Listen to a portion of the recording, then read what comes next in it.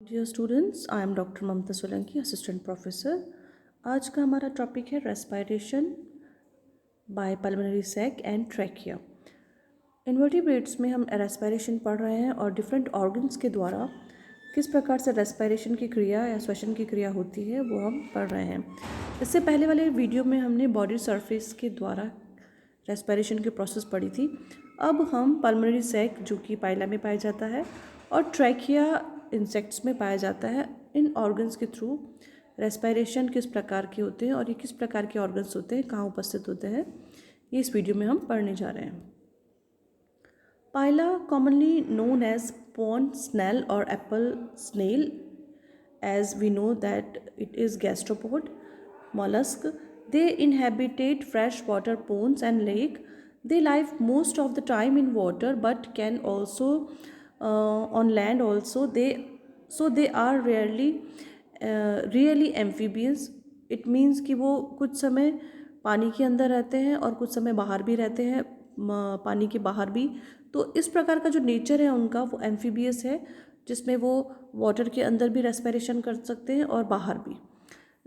Nature and exhibit double mode of respiration, that is absorb oxygen from water during aquatic respiration and utilized atmospheric air while living on land. क्योंकि इनमें gills भी उपस्थित होते हैं इनकी body के अंदर, और एक पल्मोनरी सैक भी उपस्थित होता है जो कि पानी के बाहर जब ये उपस्थित होते हैं या रहते हैं उस समय रेस्पिरेशन की क्रिया करते हैं। पल्मोनरी रेस्पिरेशन हम स्पेशली इसमें पढ़ रहे हैं। When Pila lives on land it will perform pulmonary respiration. The wall of pulmonary sac is supplied with blood capillaries. जो भी ऑर्गन रेस्पिरेशन में हेल्प करेगा उसके लिए बहुत आवश्यक है कि वहाँ पर ब्लड कैपिलरीज हों, ब्लड सप्लाई उसके कॉन्टैक्ट में हो। Airs enters into the pulmonary sac with the help of left pseudopypodium, जैसे कि सूडोपोडिया होते हैं। यहाँ पर सूडो एक आभासी पाइप जैसी स्ट्रक्चर बनती है, which become a tube like structure after exchange of gases in pulmonary sac. The spent air, कुछ यहाँ पर अगर एयर उपस्थित भी नहीं हो या पानी के अंदर भी हो तो इसकी जो सैक है उसके अंदर भी कुछ ऑक्सीजन या गैसेज उपस्थित होती है, उससे भी ये अपने रेस्पिरेशन की क्रिया करते हैं। The spent air in sent out through an opening present on the pulmonary sac. और जो इनमें CO2 होती है या ऐसी जो गैसेस जो निकालनी होती है इन्हें बाहर, वो भी पल्मोनरी सैक की जो ओपनिंग होती है उसके थ्रू ये बाहर एक्सेल कर देते हैं। Process of bronchial respiration. From left pseudopypodium, water enters into bronchial chamber. This water is tested by ophidum. The water will travel over the gill. ये जो respiration है हम गिल्स के थ्रू किस प्रकार से होता है उसको देख रहे हैं, एक little bit idea. The blood present in the gill will absorb oxygen from this water and liberate CO2. The used up water will go out through the right pseudopypodium. The pulmonary sac is अब हम pulmonary sac के structure को देख रहे हैं, वो किस प्रकार से होता है। कुछ आगे एक और स्लाइड के बाद इसका स्ट्रक्चर भी है, हमारे पास स्लाइड है। The pulmonary sac is a closed cavity. ये एक क्लोज कैविटी लाइक स्ट्रक्चर होता है जो कि hanging from dorsal wall of mental in the pulmonary chamber. एक पल्मोनरी चैम्बर है जहाँ पर पल्मोनरी सैक होता है और ये डॉर्सल वॉल जो होती है मेंटल की, वहाँ पर ये लटका हुआ रहता है। The sac has an opening called the pneumostome in the pulmonary chamber which is guarded by two walls. एक चैम्बर्ड है जिसके के ऊपर टू वॉल्स लाइक स्ट्रक्चर होती है जो उसको गार्ड करता है। The dorsal wall of the pulmonary sac is highly vascular and helps directly in gases exchange. जो पल्मोनरी सैक की डॉर्सल वॉल होती है वो हाईली वैस्कुलर होती है, वहाँ ब्लड सप्लाई बहुत अधिक होती है, उसी की वजह से ये आराम से गैस एक्सचेंज का काम कर सकते हैं। अगर हिस्टोलॉजिकली देखा जाए सैक को, पल्मोनरी सैक को, तो यहाँ पर आउटर मोस्ट एपिथेलियम लाइनिंग होती है, मिड में उनके मसल्स होती हैं, वैस्कुलर कनेक्टिव टिश्यू होता है, और इनर मोस्ट लाइनिंग जो होती है वो एंडोथीलियम की होती है। ये है रेस्पिरेशन, ये एक्वेटिक और एरियल दोनों प्रकार के रेस्पिरेशन को डिनोट करते हैं। ये एक एरियल सैक जहाँ पर कि ये ओपनिंग है पल्मोनरी सैक में, ये ब्लड सप्लाई है इस पे डॉर्सली, और ये हार्ट है, यहाँ पे हार्ट का ऑरिकल, ये वेंट्रिकल। और ये अगर हम एक्वेटिक देखें तो इस प्रकार से यहाँ पे टिनेडियम है, वाटर जो है इसमें एंटर करता है, यहाँ पर ऑफ्रिडियम है जो कि इसको चेक करता है वाटर को जो एंटर कर रहा है, और ये जो है एपिटीनिया है, यहाँ से वाटर एंटर करता है और यहाँ से एक्सक्रीट आउट कर दिया जाता है। किस प्रकार से एरियल रेस्पायरेशन होता है? जब पाइला पानी के अंदर रहता है और बाहर भी रहेगा, तो जब पानी के अंदर रहता है तो जो सूडो पाइपोडियम होता है उससे एक ट्यूब लाइक स्ट्रक्चर बनाता है, और जैसे पानी का लेवल है और इससे बाहर की तरफ इस ट्यूब लाइक स्ट्रक्चर को बाहर निकाल देता है, जिससे जो एयर होती है वो इसमें एंटर कर जाए। It takes place in two ways in water. Pila can respire through the pulmonary sac while it remains in water. To inhale the atmospheric air, it comes to the surface of the water. It then expands the size of left nuclear lobe both in length and breadth and roll up to form an elongated respiratory tube. जब वो अंदर रहता है पानी के तो जो इसकी न्यूकल लोब होती है उसको वो आगे की तरफ इस तरह से बढ़ाता है लेंथ में और विड्थ में भी, जिससे कि वो इलोंगेटेड होकर एक रेस्पिरेटरी ट्यूब का फॉर्मेशन करता है। The outer end of the tube extend beyond the level of water and suck in air from the atmosphere, जिसकी सहायता से वो आराम से एटमोस्फेरिक एयर को सक कर सकता है। The inner end of the tube come in contact with the opening of the pulmonary sac. जो इनर एंड होता है ट्यूब का वो पल्मोनरी सैक के डायरेक्ट कॉन्टैक्ट में रहता है। The alternate contraction and dilation, क्योंकि यहाँ पे सक करना और पूरी बॉडी के अंदर उसको पंप करना ये भी बहुत आवश्यक है, तो ये जो काम है पल्मोनरी सैक के द्वारा होता है, और जो मेंटल वॉल होती है वो भी इसमें हेल्प करती है रेस्पिरेशन में। Following the exchange of oxygen and carbon dioxide from air to the blood vessels of pulmonary sac from blood vessels to air, the expelled air goes out of pulmonary chamber through the respiratory tube. During this exercise, the bronchial chamber remains completely separate from the pulmonary chamber by the epithenia, which comes in contact with the roof of mantle. इस प्रकार से gases के exchange में जिसमें oxygen और CO2 के मध्य exchange होता है, ऑक्सीजन ब्लड वेसल्स के अंदर आ जाती है और ब्लड वेसल्स से जो कार्बन डाइऑक्साइड है वो पल्मोनरी सैक के थ्रू जो बाहर निकाल दी जाती है ट्यूब की सहायता से। और यहाँ इस during this exchange branchial chambers जो होता है वो कम्प्लीटली बिल्कुल सेपरेट रहता है फ्रॉम द पल्मोनरी चैम्बर। यहाँ ब्रैंकियल और पल्मोनरी चैम्बर्स हैं जो कि एक दूसरे से सेपरेट रहते हैं एपिटीनिया के द्वारा। और जब वो लैंड पे रहते हैं, क्योंकि जो during dry season when the water level gets reduce और while living on land, Pila does not use any respiratory tube और siphon, the pulmonary sac directly becomes filled up with atmospheric air to facilitate aerial respiration. This is the structure where we see this is lungs and heart, इसको pulmonary sac भी कहते हैं। और इनके द्वारा ये पानी के अंदर हो या वाटर के अंदर रेस्पिरेशन कर सकते हैं।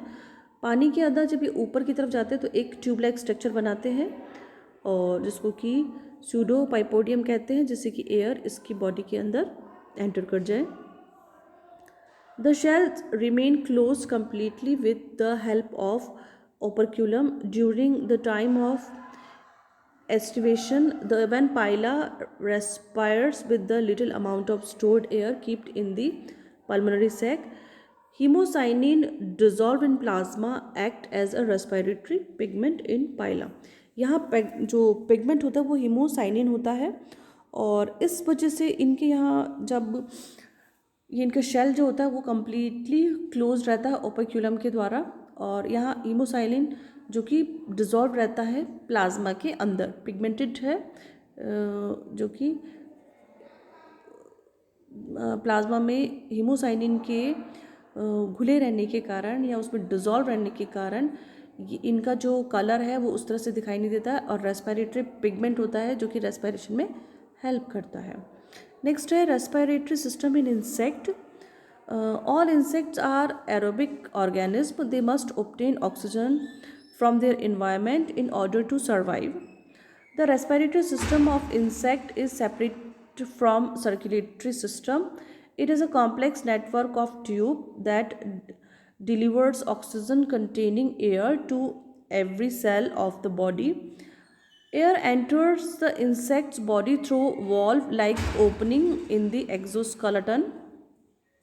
These openings are located laterally among the thorax and abdomen of most insects, usually one pair of spiracles per body segment. Insects में जो रेस्पिरेशन की क्रिया होती है वो ट्रैकिया के द्वारा होती है, और जो ट्रैकिया होते हैं वो one pairs dorsal, mid and ventral surface पे उपस्थित होते हैं। Dorsal, lateral and ventral surface पे उपस्थित होते हैं, और इनमें ये एक दूसरे से कनेक्टेड रहते हैं, और इनकी जो ओपनिंग होती है वो स्पाइरिकल्स के द्वारा होती है और बाहर की तरफ खुलती हैं, जिसमें ये located laterally along the thoracic and abdominal most insect, usually one pair of spiracles per body segment. यहाँ जैसे इंसेक्ट, हम कॉकरोच की बात करें, 10 सेगमेंट्स होते हैं, तो हर एक सेगमेंट में वन पेयर स्पाइरिकल्स बॉडी के ऊपर खुलते हैं। Air flows in regulated by small muscles that operate one or two flap like valves within each spiracle, contracting to close the spiracles or relaxing to open it. यहाँ पर contraction और इस तरह से रिलैक्सेशन की क्रिया होती है जिससे वो ओपन होते हैं और बंद होते हैं, क्लोज होते हैं। इस स्ट्रक्चर में हम देख सकते हैं ये आउटसाइड इंसेक्ट की बॉडी में स्पाइरिकल्स खुल रहे हैं, ये ट्यूबलाइक स्ट्रक्चर है, और ये इनसाइड बॉडी में देखिए तो ये ट्रैकिया है, और ये आगे और अधिक डिवाइड होकर ट्रैकियोल्स में कन्वर्ट होते हैं, और एक प्रत्येक सेल के अंदर ये जा सकते हैं और अधिक छोटे होकर 1 माइक्रोमीटर तक का इनका डायमीटर होता है। Passing through a spiracle, air enters a longitudinal tracheal trunk, ये एक लॉन्गिट्यूडनल ट्रैकियल है, eventually diffusing through a complex branching network of tracheal tube that subdivided into smaller and smaller diameter and reach every part of body. ये बहुत अधिक छोटे होते जाते हैं tracheal tubes. At the end of each tracheal branch, a special cells provided a thin moist interface for the exchange of gases between atmospheric air and a living cell. Oxygen in the tracheal tube first dissolved in the liquid of the tracheole and then diffused into the cytoplasm of an adjacent cell. At the same time, carbon dioxide produced as a waste product of cellular respiration diffuse out of the cell and eventually out of the body through the tracheal system. इस structure में हम देख सकते हैं ये जो cockroach का structure है ये इस तरह से ट्रांसफ़र, और ये है वेंट्रल पोजीशन पे, ये लेटरल पोजीशन पे, इस तरह से ट्रैकियल वेसल्स जो यहाँ उपस्थित हैं और एक दूसरे से कनेक्टेड हैं, और यहाँ इनकी जो ओपनिंग है ये बाहर की तरफ प्रत्येक जो सेगमेंट होते हैं वहाँ पर इनकी वन पेयर स्पाइरिकल्स के रूप में ओपन होते हैं। Each tracheal tube develops as a invagination of ectoderm during embryonic development. ये इस तरह की जो ट्रैकियल ट्यूब होती है वो इन्वेजिलेशन के फलस्वरूप बनते हैं, या to prevent its collapse under pressure a thin reinforcing wire और cuticle went spiracle through the membranous wall. This design gives tracheal tube the ability to flex and stretch without developing kink that might restricted air flow.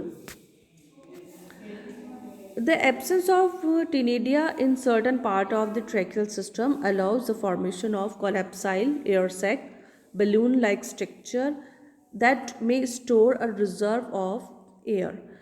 In dry terrestrial environment, this temporary air supply allows an insect to conserve water by closing its spiracle during period of high evaporation stress.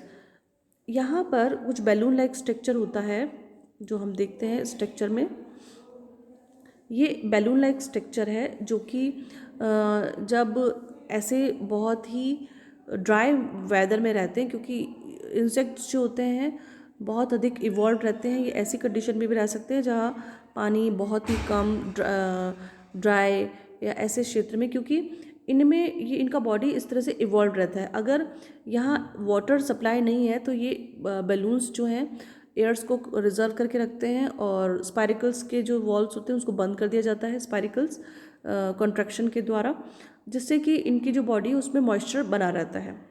By closing it's spiracles during period of high evaporation stress, aquatic insects consume the stored air while under water. जब ये insects पानी में रहते हैं तो ये अपनी stored जो एयर होती है उसको यूज़ करते हैं वाइल अंडर वाटर, और use it to regulate buoyancy. During a moult, जब मोल्ट की क्रिया होती है, air sacs filled and enlarge as the insect break free of the old exoskeleton and expand a new one. ये इन सब क्रियाओं में जो रिजर्व एयर होती है वही काम में ली जाती है, जो कि ये बैलून लाइक स्ट्रक्चर में रिजर्व रहती है। Between moults the air sacs provide room for a new growth, shrinking in volume as they are compressed by expansion of internal organ. जैसे हम इसमें देख सकते हैं ये एयर सेक्स है जो कि बहुत ही यूज़फुल है ऐसी एडवर्स कंडीशन में। ये ट्रैकिया है जो कि ट्रांसफ़र इस तरह से एक दूसरे से कांटेक्ट में है। ये स्पाइरिकल्स है, ये ग्रॉसहोपर के जो डायग्राम है हम उस पर देख रहे हैं। Small insect rely almost exclusively on passive diffusion and physical active for the movement of gases within the tracheal system. However, large insects may require active ventilation of the tracheal system. They accomplished this by opening some spiracles and closing other while using abdominal muscles to alternate, expand and contract body volume. ये इस प्रकार से भी करते हैं कि body का कुछ हिस्सा जो होता है उसको रिलीज़ करते हैं और कुछ जो होता है उसको कॉन्ट्रैक्ट करते हैं। दिस इज़ ऑल्सो स्ट्रक्चर, यहाँ हम देख सकते हैं बॉडी वॉल, ये स्पाइरिकल है, ट्रैकिया, ट्रैकियोल्स और ये मसल्स जो कि कॉन्ट्रैक्ट करते हैं, और ये पूरी बॉडी के अंदर बॉडी के प्रत्येक जो पार्ट होता है ट्रैकियोल्स एयर को के कांटेक्ट में रहते हैं, और यहाँ से जो एक्सक्रीटरी होता है उसको वापस बाहर निकाल दिया जाता है स्पाइरिकल्स के द्वारा ही। Although these pulsating movement flush air from one end of the body to the other through the longitudinal tracheal trunk, diffusion is still important for distributing oxygen to individual cells through the network of small tracheal tubes or tracheoles. Thank you.